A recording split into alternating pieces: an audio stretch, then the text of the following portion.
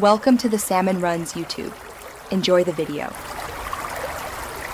You begin by verifying support.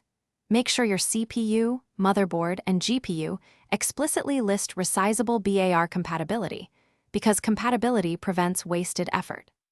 Once confirmed, update the motherboard BIOS to the latest stable release to gain the option in firmware, and install the newest GPU drivers so the operating system can use the feature. Make sure to back up current BIOS settings or create a Windows restore point before you change firmware options, since that safeguards recovery if something goes wrong.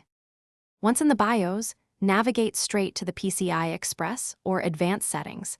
Enable above 4G decoding first, then enable resizable BAR or Smart Access Memory as provided by your vendor, because both options are typically required.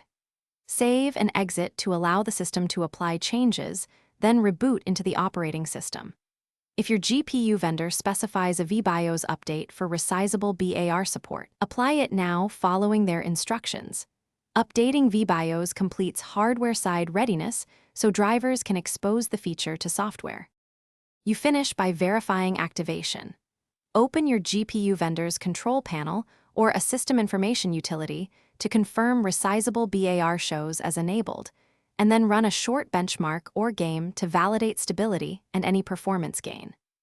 If the system fails to boot after enabling the setting, immediately power down and perform a CMOS reset or restore your BIOS backup to revert changes. Make sure to consult compatibility lists and reapply BIOS/driver updates if the feature still won't engage, because mismatched versions commonly cause failures. Thanks for watching.